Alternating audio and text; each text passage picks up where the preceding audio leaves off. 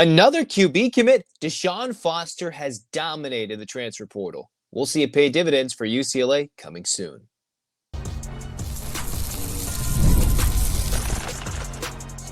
You are Locked On UCLA, your daily podcast on the UCLA Bruins. Part of the Locked On Podcast Network, your team every day. Welcome, everybody, to this edition of the Locked On UCLA podcast. I'm your host, Zach Anderson-Yoxsimer. Been here for 2+ years. Thanks for making this show your first listen each and every day. Welcome back, everydayers. Thanks for your support. This episode is brought to you by FanDuel. What can you do with FanDuel? New customers can get $200 in bonus bets when your first $5 bet wins. Go check it out. Where we get started today, we're talking the newest UCLA QB commit. Also, can UCLA beat Utah? What would it mean to open the season? And finally, UCLA takes on Northwestern with the chance to win the Big Ten regular season crown. All that and more on Locked On UCLA. All right, Pierce Clarkson, the former Louisville, former Ole Miss for a couple of months QB, and now he heads to UCLA from the transfer portal. According to a report from Pete Thamel of ESPN, UCLA has their third incoming quarterback via the transfer portal, all in the spring window. That doesn't count Joey Aguilar. Doesn't count Robert McDaniel, the late signee in the early signing window for high school recruits. So UCLA has been seeing quarterbacks come in and out of the room. Then what does Pierce Clarkson mean? All right, this guy is not going to be QB1. That is not the expectation. There have been crazier things that have happened, but the expectation, obviously, is that Nico Iamaleava will be number one. Okay, that's just the expectation. Comes from Tennessee, started for a playoff team. That's all what we're waiting for. The battle for the backup, though, you see Luke Duncan. You see, maybe Pierce Clarkson. Madden is a true freshman. So while he could battle for the backup spot, you'd probably want to utilize a redshirt year on him. While Pierce Clarkson is a quarterback who went to 2 years at Louisville, spent the spring over to Ole Miss, he's going to have to play some catch-up, just like the rest of the incoming UCLA quarterbacks. So that's a good thing, you would think. A lot of quarterbacks learning a new system, a couple of brothers, all SoCal kids. When you bring in the likes of Clarkson, the former St. John Bosco QB recruit, a guy who won a state title with St. John Bosco. Obviously, you hear that name, you think big-time high school recruits, big-time players. Although quarterbacks have not been hitting as well coming from St. John Bosco in recent years, they've had so much success at the high school level, and generally their entire roster, their backups, and sometimes their third stringers are getting college spots. Maybe not the Power 4, Power 5 level, but everywhere in the FBS and even at the FCS. So Clarkson, what he brings is more QB depth. He adds another element to what could the QB future be. You have Madden, you have the potential that UCLA might go after Oscar Rios from local Downey area in the 2026 class, even though that's not a for sure thing.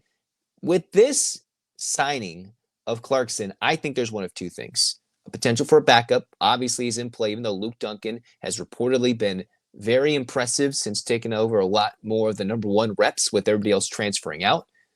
And with Clarkson, I see him, one, maybe as a potential Colin Schlee. Think of Schlee, the one-time UCLA Bruin for a season in 2023. He had to run around as the third-string quarterback for UCLA. Was a starter at one point, came to UCLA, and was more of a rushing first QB. That's Colin Schlee. All right. Then he transferred out last year after the Bruins were clearly going to go to Ethan Garbers. Maybe Clarkson, who's got good rushing numbers from his high school days, could be that for UCLA. One, either a backup QB this year or a running quarterback package, a wildcat, but with a real quarterback package. Or you could do something like transition him to another spot. Clarkson's super athletic. He's 6'1", got good rushing numbers. Obviously not a running back, but maybe at some point could convert to another position at UCLA. Now, with so many quarterbacks leaving, you would think Clarkson, maybe he fights himself into a starting spot in, or some sort of role, obviously not starting spot, but it would be post-2025. It just means DeShaun Foster sees the vision. It's not just we're pinning all our hopes on the Iamaleava. We're having conversations and giving offers out to local kids who want to go to UCLA. We're building a future while setting ourselves up for success in the present. QB depth, you see teams, you've seen UCLA, even Chip Kelly's last year, UCLA went up to 3 quarterbacks. Injury and also play related. Every team sometimes goes through 1 to 2, sometimes 3 quarterbacks in a year. Having QB depth is never a bad thing. UCLA had to use Justin Martin last season in a game at Penn State. And that's a team who was all the way in the Final Four, the CFP. And you had to go play Penn State with someone making his first career collegiate start as a backup. So you want somebody who's got some talent to back it up while also, hey, maybe some of these things don't pan out from the Madden situation, from future high school recruiting. Clarkson is a guy who comes in, another SoCal kid, continuing the mantra and the decree of DeShaun Foster, bring the SoCal kids back home. He continues to do that in the QB room. And with Clarkson, he's got 3 years of eligibility. 2 years at Louisville, had a redshirt year, 3 months, maybe if that, at Ole Miss, and now comes to UCLA in a room with quarterbacks who are all learning the offense. So it's not like he's that far behind when your starter and the presumed potential starter of the future is learning the offense at the same time as he is. Everything's up for grabs after 2025 because who knows where Nico's head's at, what his future's at, what his play will dictate, what the agency, what everything will dictate post his 2025 season. What we do know is UCLA is building up a quarterback room that I think has a lot more, stars if you go with the high school recruiting. You got bigger potential from Madden to Pierce Clarkson versus a lot of unknowns with what UCLA was bringing in 2025 prior to all this QB carousel. There wasn't a future after Joey Aguilar. There was, all right, DeMarcius Davis, who was maybe going to take over the mantle, or some of these other youngsters under Tino, who is still, we don't know if he's going to stay 1, 2, 3 a long time at UCLA. There's no guarantee that the offensive coordinator is going to stay there. There's no guarantee everybody stays there. But the Bruins have built something and turned into, they're not exactly a quarterback factory, but they're finding pieces. My prediction, there's a possibility Clarkson changes positions if UCLA continues to recruit quarterbacks. They do need somebody who can play the position in case of just an emergency for injury purposes, which every team needs. You don't want to get handcuffed so badly that when you're down to your backup or third string, you can't even field a capable offense. Got to give somebody on offense a chance to catch the football or run the rock. But Clarkson comes in, and it's a unique spot for UCLA, who brings in their third. Think about that. Third QB transfer of the spring. It seemed like it was all said and done. UCLA going with Joey Aguilar. They're going to throw the football around. But no, they bring in 3 QB transfers in the spring. Just from the last few weeks, it's been mind-boggling. A sneaky signing from Clarkson on May the 13th. We'll talk more about it if it becomes something of significance later in the offseason heading to fall camp. But for now, one of those quiet, under-the-radar moves that may have an impact on the QB room. It may never have an impact on the QB room, which is maybe the case, or it might impact another position group if he changes positions. There's no whispers. There's no rumors of that right now. But when you see what DeShaun Foster's tried to do, and you're like, well, UCLA's pinning their hopes at the moment on Madden Iamaleava post Nico, or maybe some other high school recruit. At some point, kids want to play, and if they're going to keep transferring, it's either a position switch or an attitude switch. Not saying that's Pierce's moment right now, but at some point, that's stuff that's got to come into guys' minds. Maybe quarterback's not the spot. We'll see what happens. Speaking of seeing what happens, UCLA opens the 2025 season late August in the Rose Bowl, which means it'll be toasty, against Utah. All right? We'll talk about what that means if they win it. Can they win it? Next on Locked On UCLA. The NBA playoffs are in full swing, and every night delivers highlight-worthy performances, major momentum shifts, and can't-miss moments. Whether it's a game-winning shot or a breakout player, there's never been a better time than now to get in on the action, because FanDuel makes it easy to stay in on the game. Before tip-off and live with the player props, performance trends, same-game parlays, fans have even more ways than ever to play smart and win big. Think about the NBA right now. You got some of the biggest stars injured. Who's going to step up in their spots between Steph Curry, Jason Tatum for the Celtics or the Warriors? Who is going to find themselves in the conference finals? Or maybe you're like me and you're like, let's peek at week 1 college football lines. FanDuel has UCLA plus 3.5 at home versus the Utah Utes. Is that absurd? Is that not? All that can lead you to a fun proposition here. If you're new to FanDuel, it's the perfect time to sign up. Head to FanDuel.com and place your first $5 bet. If it wins, you'll get $200 in bonus bets. Make every moment more with FanDuel, official sports betting partner of the NBA.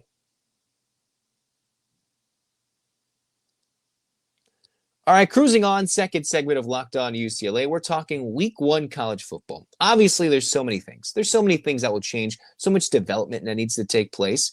But again, as I just mentioned, according to the FanDuel line, week one, UCLA, on these opening weekend college football lines that are already being put out, the Bruins are 3.5-point underdogs, according to FanDuel, at home versus Utah in the Rose Bowl. Remember, these are games that switched. UCLA had bigger name opponents. I believe they're SEC opponents. I forget who exactly it was, whether it's Georgia or Auburn, question mark. I forget what it was. But they switched things out to add, I think, Cal to the schedule and Utah to the schedule to lighten the load, make travel easier, and have this local non-conference mini rivalry of sorts against a now Big 12 team. So when UCLA has to go to Salt Lake City, it's not like they're traveling across the country to go play an SEC school. So UCLA opens this season against Utah, a team that had a different sort of quarterback, not controversy, but carousel of sorts. Was Cam Rising healthy? Was he not? They ran it back to the tune of 2 Pac-12 championships with Cam Rising, and then an injury in 2023, or the lack thereof in 2024, injured his hand. He's basically retired from football. So his career's over. And even though he maybe could have gotten a medical exemption or played longer, gotten to the NFL if he stayed healthy, the grandfather of modern college football is not going to be the quarterback of Utah. And they don't have to worry about that. He's not on the roster. That is not the issue for Utah right now. The Utes, they also had their offensive woes, but they did beat UCLA the last time the Bruins went to Salt Lake City when the Bruins played so well defensively. That was almost the breakout performance of the UCLA defense the last 2 years that showed, wow, their linebacking depth is incredible. That's when they showcased they had a really good pass rush. Their defense could keep them in games for the last season and a half. But the offense was showcasing in that game against the Utes a couple of seasons ago. I know a couple of years ago. But that's when we were like, yeah, the offense is a bit of a struggle bus, which it's been in 2024 or in 2023. And we hope changes in 2025. The thing is, Utah, they're also going through offensive coordinator changes. And I wonder, is this a Utah team that is to be feared? A team that was supposed to be, and I thought early in the season in 2024, with the expectation of a healthy Cam Rising, to compete in the wide open Big 12. What in reality ended up being Arizona State, and the conference was as wacky and wild as ever, as ASU almost pulled it off to get to the next round of the CFP in the semifinals after winning the Big 12. Utah, at home for UCLA, even in Salt Lake City, represents, I think, a very winnable week one matchup for the Bruins. Still lots of development, still lots of off-season. We still need to go from summer or from spring to summer and then closer to fall, but there's still so many months between now and then. And by the way, it's going to be super hot. And hopefully the Bruins will be ready and prepared for the heat, strength and conditioning, that maybe they can wear down the Utes in a week one matchup with heat. That wouldn't be the case later on in the season. After UCLA hosts Utah, they go to Vegas and play Dan Mullen's UNLV team in Vegas. A matchup that's interesting because UNLV was very close to winning that group of 5 spot in the CFP if they could have beaten Boise State in their conference championship game. There's a lot of turnover, a lot of changes. Obviously, the atmosphere is not going to be crazy rocking for UNLV in the Raiders Stadium in Allegiant in Las Vegas, Nevada. But still represents a winnable but unique challenge for the Bruins. After that, UCLA will host New Mexico, have a bye, and go to Northwestern and play on their practice field by the lake, or in Evanston, and not Wrigley Field, unfortunately, in their first 4 games in 5 weeks. If that's not a manageable first 4 games, I don't know what could be. As different and as difficult as it was last year, right? UCLA to go in the heat, play at Hawaii, struggled to get that win, but got it anyway. Then they had to go play Indiana, play at LSU, and they continued in the first half of the schedule. UCLA's first 4 games are manageable. And if you beat Utah, that puts UCLA and DeShaun Foster on the map. Like, wait a minute. All right, this is not the same team that went and looked a little rough against Hawaii. Think about Indiana last year. They started quietly, built slowly, had a big win in the Rose Bowl over UCLA, and ran that to the tune of a CFP appearance to week 1, or to year 1 of the super expanded CFP. The Bruins, 2, Mountain West level opponents after Utah, they can run the table, and it is realistic that the Bruins could be 4-0 heading to October. It's also realistic you can see them as 2-2 or 3-1. but the Utah game is the key.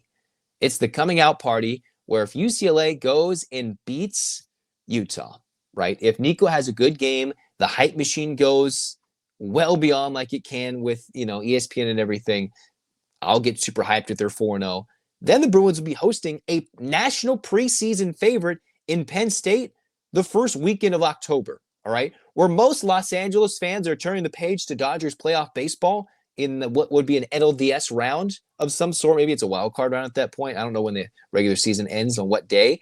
But normally we're turning our calendars, all right, this is Dodger playoff baseball. Or you're looking at a Laker preseason game. Or maybe you're like, I want to go to an NFL game going all across the park. The Bruins, if they're playing Penn State at 4-0, that represents an early season matchup against the coach who everybody says can't win the big game. That's Ohio State, but he can win every other game. And the Bruins would host it. So a win against Utah in the Rose Bowl, and if you want to ride the hype machine, that could mean that Penn State home game would be hopefully a fantastic atmosphere, and blown way out of proportion in a media circus that we would love. Now, if UCLA loses the Utah game, okay, depends how it goes. If they're blown out, you better hope Utah's good, because that could be a bad look for the Bruins, because you still got some unique matchups after that. It's realistic to see a 3-1 start. I would be disappointed for UCLA if they're 2-2 to start the year. Absolutely disappointed. But still a tough road after that to navigate. Trip to Indiana, hosting Nebraska, hosting Penn State. You don't know what's going to look like in East Lansing. Still hosting Washington, going to Columbus. So many tough games to manage for the Bruins that this front half of the schedule is very manageable. And I think Utah, where they're at right now, is a unique matchup for DeShaun Foster. Year one, I think that would have been a rough week one first game for DeShaun Foster. I think now that his vision's in place, he's brought in more QBs, more depth, more players via the portal, more coaches, they could set themselves up from the late season run to an early season surge. 3.5-point dogs at home, you can run with that all off season and get yourself ready to go week one. You want that as fuel. And you see the excitement of bringing in some of the top players, albeit with the media circus as well. It'll be an energizing time that even if the Bruins win ugly against Utah, they can still roll themselves out to a good start. If not, then, their win total is 5.5. The expectations are minimal in year two for DeShaun Foster. Still increase with Nico there, but still minimal. And if he can build some foundation, and I think the goal for UCLA this season, get in the top 25, because that would be 5 weeks in the season. UCLA would have 4 games, 5 weeks, probably around week 6 of sorts when Penn State comes to town, have a primetime game against Penn State with a mostly full house in the Rose Bowl, like a legitimately full house that doesn't involve endless amounts of Nittany Lion fans overflowing the Rose Bowl. That would be the goal, to have a packed out Rose Bowl, be in the top 25, be a top build matchup of the day of college football on October 4th. If they've done that, I would think in terms of your early season goals, that would be huge, because you'd have brought fans to the park, brought out the energy, and started off red hot. Because I'm not saying UCLA's got to beat Penn State to have a successful season, but they've made that a game that's not just, they're an underdog. Like, this is a game that's important and could change the season. If they win this game, like legitimately, then I think DeShaun Foster's almost overhauled the program overnight, if that's what we're talking about in October, that early in the season. What we're going to be talking about next, though, is UCLA baseball and their bid to win a Big Ten title. They take on Northwestern, who's not in the running, but they are battling the likes of Iowa. Iowa takes on Oregon at home. It's very likely that Oregon wins that series, maybe even sweeps it, which means the Bruins have to be successful. What's made them successful? We'll talk about it next on Locked On UCLA.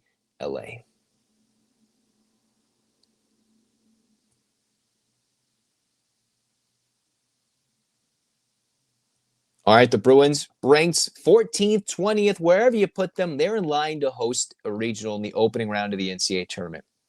Generally, sometimes you see teams bid for top 16, depending on West Coast hosts. There's going to be so many this year that UCLA's got to earn it. If there's 3 to 4 hosts between Irvine, Oregon, Oregon State, UCLA's got to put their stamp on hosting by winning, if not closing out the regular season on a high note. Northwestern is okay. They're okay. So the Bruins should expect at the minimum to win 2 out of 3.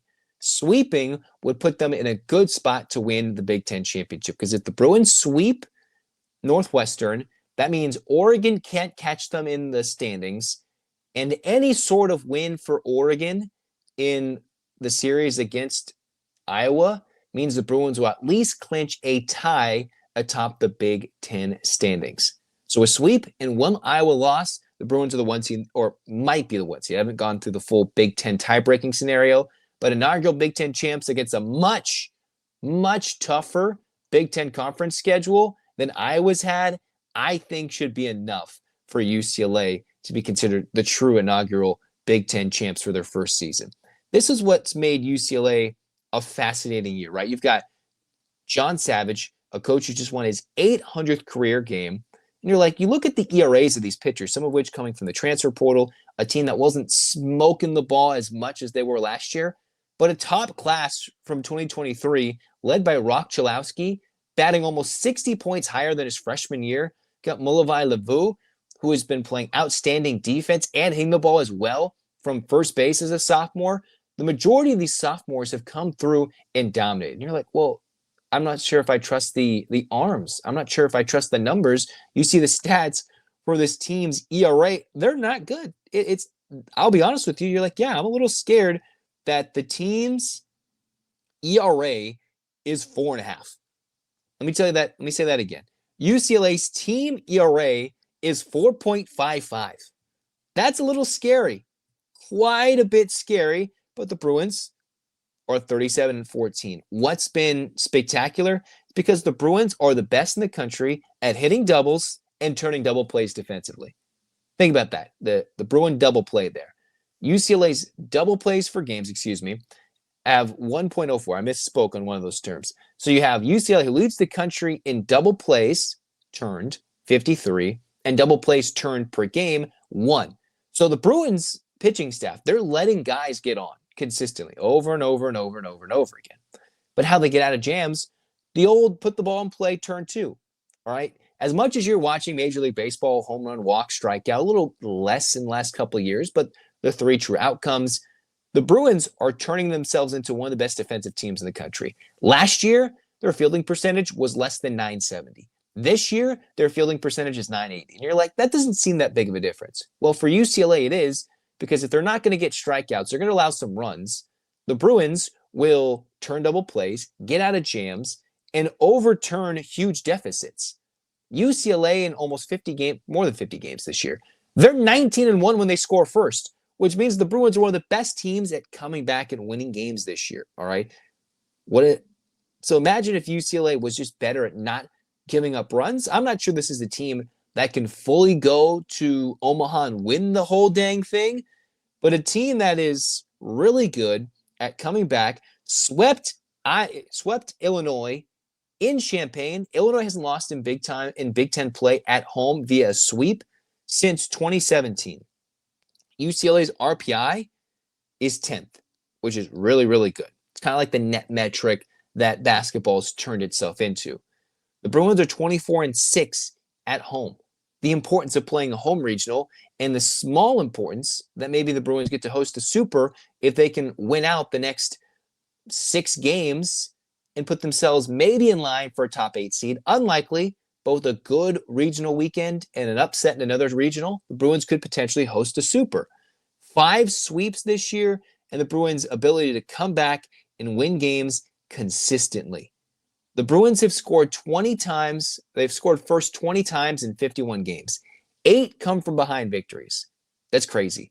3 comebacks of 5 or more runs when trailing. So the Bruins have trailed big and come from behind many times. So what's also helped is that when you score big, the Big Ten, they have a mercy rule, a run rule, where it's 10 after 6.5 or 7. So you can save your pitching staff a couple of outs, and the emphasis for the Bruins, who are smashing the baseball, to do it.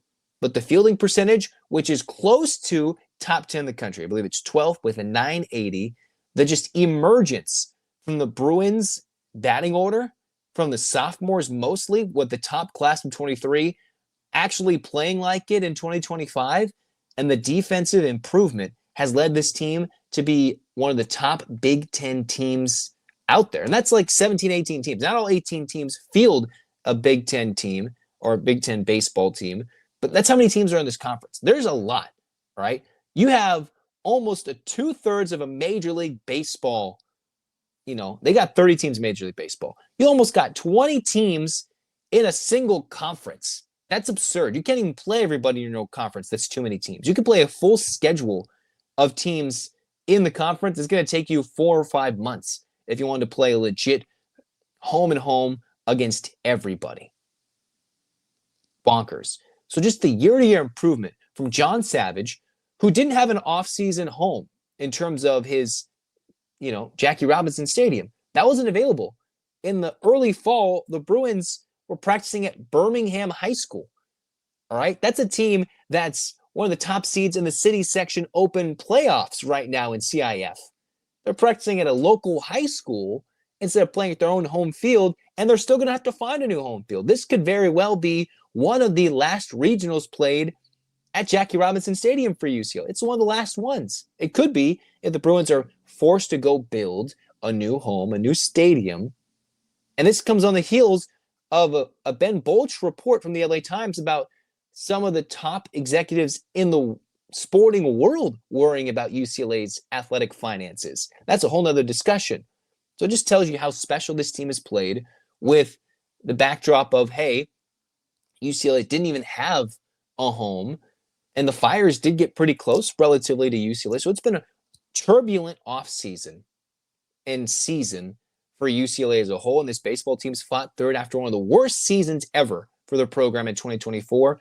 They have boosted their resume, boosted their program standing in their inaugural year as a Big Ten team. As expected, it is not as good of a conference in baseball as it is in the Pac-12, or was in the Pac-10/Pac-12.